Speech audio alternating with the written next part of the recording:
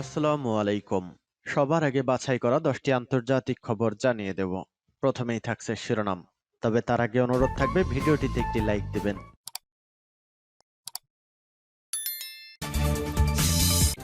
বড়দিনে হামলা চালাতে পারে রাশিয়া, পাল্টা জবাবের হুমকি জেলনস্কির। এরপর জানিয়ে দেব রাশিয়ার কাছে বাখমুত আত্মসমর্পণে প্রস্তুত ইউক্রেনের সরকার। আরো জানিয়ে দেব ইউক্রেনকে ৯০০ জেনারেটর দিচ্ছে ইইউ। এদিকে পাকিস্তানে আত্মঘাতী বোমা হামলায় পুলিশ সহ নিহত ৩। এদিকে ইউক্রেনে থাকা রুশ সেনাদের জন্য আরো কিছু করতে বললেন পুতিন। সর্বশেষ জানিয়ে দেব ট্রাম্পকে নির্বাচনে অযোগ্য ঘোষণার সুপারিশ। শুনছিলেন সংবাদ শিরোনাম, এখন বিস্তারিত। তবে তার আগে অনুরোধ থাকবে ভিডিওটিতে একটি লাইক এবং কমেন্টস করে জানিয়ে দিন আজকের এই ভিডিও সম্পর্কে আপনার মূল্যবান মতামত। আর হ্যাঁ বন্ধুরা, অবশ্যই ঝটপট করে এই ভিডিওটি আপনার বন্ধুদের মাঝে শেয়ার করে ছড়িয়ে দিন। আর জানিয়ে দিন আপনি কোন জেলা থেকে বা কোথা থেকে আমাদের সংবাদ শুনছেন এবং দেখছেন। বড়দিনে হামলা চালাতে পারে রাশিয়া, পাল্টা জবাবের হুমকি জেলনস্কির। রাশিয়া বড়দিনে হামলা চালাতে পারে বলে ইউক্রেনবাসীকে সাবধান করেছেন প্রেসিডেন্ট ভলোদিমির জেলনস্কি। তিনি জনগণের প্রতি আহ্বান জানিয়ে বলেন, সতর্ক সাইরেনের দিকে নজর রাখবেন, একজন আরেকজনকে সাহায্য করবেন। শুক্রবার রাতে দেওয়া এক ভিডিও বার্তায় জেলনস্কি আরো বলেন, তিনি সম্প্রতি শীর্ষ সামরিক কর্মকর্তাদের সঙ্গে আলোচনা করেছেন। রাশিয়ার হামলা মোকাবেলায় নানা রকম ব্যবস্থা নিয়ে প্রস্তুতি চলছে। আমরা অবশ্যই পাল্টা প্রতিক্রিয়া দেখাবো। আল জাজিরার খবরে জানানো হয়েছে, সাধারণত রাশিয়াকে হুমকি দেওয়া থেকে বিরত থাকেন জেলনস্কি, তবে এবার যুক্তরাষ্ট্র থেকে ফিরে পাল্টা হামলার ইঙ্গিত দিয়েছেন তিনি। জেলনস্কি বলেন, রাশিয়ানদের মধ্যে খ্রিস্টান ধর্মের কোনো মূল্যবোধ নেই, তারা বড়দিনেও হামলা চালাতে পারে। এরপর তিনি ইউক্রেনীয় বাদ দিয়ে রুশ ভাষায় কথা বলতে শুরু করেন। বলেন, রাশিয়ার নাগরিকদের অবশ্যই বুঝতে হবে, এ ধরনের হামলা কখনো জবাবহীন থাকে না। তবে ঠিক কিভাবে ইউক্রেনে জবাব দেবে তা ব্যাখ্যা করেননি তিনি। রাশিয়ার ড্রোন ও মিসাইল হামলায় ইউক্রেনের অর্ধেকেরও বেশি বিদ্যুৎ অবকাঠামো ধ্বংস হয়ে গেছে। এতে অন্ধকারে ডুবে আছে দেশটির বড় একটি অংশ। রাজধানী কিয়েভেও লাখ লাখ মানুষ বিদ্যুৎহীন অবস্থায় রয়েছে। আশঙ্কা করা হচ্ছে রাশিয়া আবারও হামলা চালালে বিদ্যুৎ ব্যবস্থা ভেঙে পড়তে পারে। শুক্রবার ইউক্রেনের সামরিক বাহিনী জানিয়েছে, রাশিয়ার নৌবাহিনীর একটি ইউনিট কৃষ্ণ সাগরে প্রবেশ করতে যাচ্ছে। এর মধ্যে আছে একটি যুদ্ধ জাহাজ, যা থেকে ক্রুজ মিসাইল ছোড়া যায়। এছাড়া ফ্রন্ট লাইনে নতুন সেনাও পাঠাচ্ছে মস্কো। ট্রেনে করে যুদ্ধযান মোতায়েনও বৃদ্ধি করেছে দেশটি। বর্তমানে বাখমুত, আভদিভকা, কুপিয়ানস্ক এবং লিমানুস্কে সব থেকে ভয়াবহ যুদ্ধ চলছে। এসব স্থানে রুশ বাহিনীর সামনে আগালেও তাদের অগ্রগতি খুবই সামান্য। ধারণা করা হচ্ছে, সেনা সংখ্যা বৃদ্ধি করে দ্রুত অগ্রসর হওয়ার চেষ্টা করবে রাশিয়া। শুধু দনবাস নয়, দক্ষিণাঞ্চলেও নতুন রুশ সেনা যুক্ত হয়েছে বলে দাবি করেছে ইউক্রেন। রাশিয়ার কাছে বাখমুত আত্মসমর্পণে প্রস্তুত ইউক্রেনের সরকার। কিয়েভের জেলনস্কির সরকার আর্টিমোভস্কোকে ইউক্রেনে বাখমুত বলা হয়, আত্মসমর্পণের জন্য প্রস্তুত হচ্ছে। পুরো ফ্রন্ট লাইনের মধ্যে সেখানেই সবচেয়ে বেশি সংঘর্ষ হয়েছে। আখমত কমান্ডো ইউনিটের কমান্ডার এবং এলপিআর পিপলস মিলিশিয়ার দ্বিতীয় সেনা কর্পসের ডেপুটি কমান্ডার আপটি আলাউদ্দিনভ শুক্রবার এই তথ্য জানিয়েছেন। এই মুহূর্তে আমাদের সামনে সবচেয়ে উষ্ণ স্থান হলো বাখমুত, যেখানে আমাদের ইউনিটগুলি খুব ভালো কাজ করছে। স্বাভাবিকভাবেই তারা প্রস্তুত হচ্ছে এবং বাসিন্দাদের প্রস্তুত করছে যে তারা এই শহরটি হারাবে। তিনি রাশিয়া এক টিভি চ্যানেলকে বলেছেন, তার মতে ইউক্রেনীয় ইউনিটগুলোর হতাশ পরিস্থিতি কিয়েভ শাসনের বাগিচা দ্বারা নিশ্চিত করা হয়েছে যে আর্টিমোভস্ক তাদের কাছে অর্থহীন। তারা একই পদ্ধতি ব্যবহার করেছিল যখন তারা সেভেরোডোনেটস্ক, লিসিচানস্ক, রুবেজনে এবং অন্যান্য শহরগুলি আত্মসমর্পণ করেছিল, আলাউদ্দিনভ উল্লেখ করেছিলেন। এর আগে ডিপিআর এবং এলপিআর বারবার রিপোর্ট করেছে যে ইউক্রেনীয় সেনাবাহিনী আর্টিমোভস্ক ফ্রন্টে সম্পর্ক বাহিনী পুনরায় মোতায়েন করেছে, যেখানে ইউক্রেনীয় সেনারা যথেষ্ট ক্ষতির সম্মুখীন হয়েছে। সূত্রতাস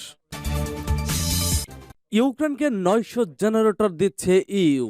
রাশিয়ার বিরুদ্ধে লড়াইয়ে টিকে থাকতে যুক্তরাষ্ট্রের পাশাপাশি সমরাস্ত্র ছাড়াও অর্থ দিয়ে সহায়তা করছে ইউরোপ। ইউক্রেনকে নতুন করে যুক্তরাষ্ট্র আরো $২২০ কোটি সামরিক দেওয়ার ঘোষণা দিয়েছে শুক্রবার, খবর আনাদোলুর। এদিন ইউরোপীয় ইউনিয়নও ইউক্রেনকে আরেকটি সুখবর দেয়, তারা ৯,০০০ জেনারেটর দেওয়ার ঘোষণা দিয়েছে বলে জানান দেশটির প্রধানমন্ত্রী। শুক্রবার এক টেলিগ্রাম বার্তায় ইউক্রেনের প্রধানমন্ত্রী ডেনিস শিহাল এ তথ্য জানিয়েছেন। এরই মধ্যে ২০০ বিমানটি এসে ইউক্রেনে পৌঁছেছে।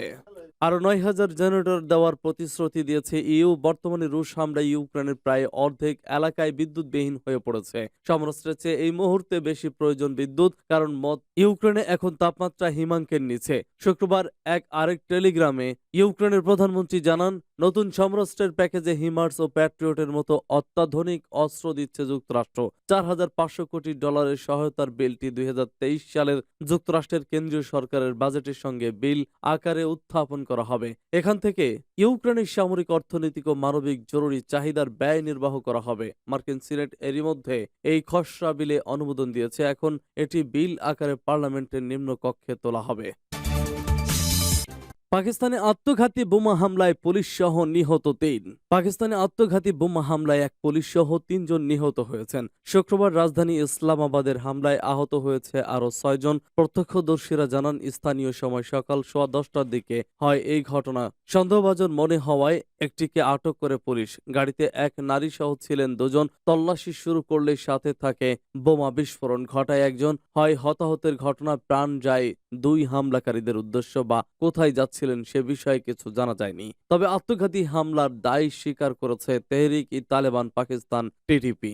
এ ঘটনার পর নিরাপত্তা জোরদার করা হয়েছে ওই এলাকা ও আশেপাশে। হামলার ঘটনায় নিন্দা জানিয়েছেন পাক প্রধানমন্ত্রী শাহবাজ শরীফ। ইউক্রেনে থাকা রুশ সেনাদের জন্য আরো কিছু করতে বললেন পুতিন। রাশিয়ার প্রেসিডেন্ট ভ্লাদিমির পুতিন ইউক্রেনে থাকা রুশ সেনাদের জন্য আরো কিছু করতে দেশটির প্রতিরক্ষা প্রধানকে নির্দেশ দিয়েছেন। পুতিন নির্দেশনা দিয়েছেন যাতে ইউক্রেনে অবস্থান করা রুশ সেনারা আরো দ্রুত সময়ে অস্ত্র, সামরিক সরঞ্জাম পেতে পারে সেই ব্যবস্থা করতে হবে। শুক্রবার তুলা সফরে গিয়ে পুতিন বলেছেন, সম্মুখে যুদ্ধ করা সেনাদের যা দরকার সেসব সরঞ্জাম পৌঁছে দেওয়াই গুরুত্বপূর্ণ কাজ। অস্ত্রগুলো বারুদ প্রয়োজনীয় দ্রুত সময়ে পৌঁছে দিতে হবে। এ সময় পুতিন আরো জানিয়েছে, চলতি সপ্তাহে তিনি জেনেছেন ইউক্রেনের রাশিয়ার সেনারা কিছু সমস্যায় ভুগছে। সেই সমস্যা দ্রুত সমাধানের আশ্বাসও দিয়েছেন। চলতি বছরের 24শে ফেব্রুয়ারি রাশিয়া ইউক্রেনে বিশেষ সেনা অভিযান শুরু করে। তখন দেশটির বেশ কয়েকটি এলাকার রুশ সেনারা নিয়ন্ত্রণ নিলেও ধীরে ধীরে সেই পরিধি অনেকটাই কমিয়েছে রাশিয়া। সূত্র আল জাজিরা। ট্রাম্পকে নির্বাচনে অযোগ্য ঘোষণার সুপারিশ।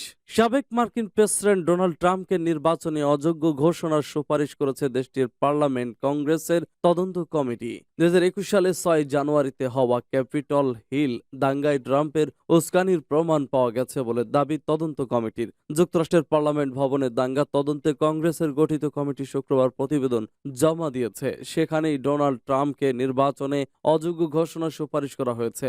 6 জানুয়ারি প্যানেল বলছে, ট্রাম্পকে আবারও অফিসে থাকতে বাধা দেওয়া উচিত, কারণ 6 জানুয়ারির সহিংসতার কারণ একজন ব্যক্তি। তিনি সাবেক প্রেসিডেন্ট ডোনাল্ড ট্রাম্প, যাকে সেদিন অনেকেই অনুসরণ করেছিলেন। তিনি ছাড়া 6 জানুয়ারির কোনো ঘটনাই ঘটত না। প্যানেলের 845 পৃষ্ঠার চূড়ান্ত প্রতিবেদনে উপস্থাপিত প্রমাণগুলির মধ্যে ছিল নির্বাচনের ফলাফল উল্টে দেওয়ার লক্ষ্য, রাজ্য বা স্থানীয় কর্মকর্তাদের চাপ দিতে 68টি মিটিং হয়েছিল অথবা ফোন কল বা টেক্সট বার্তা দেওয়া হয়েছিল।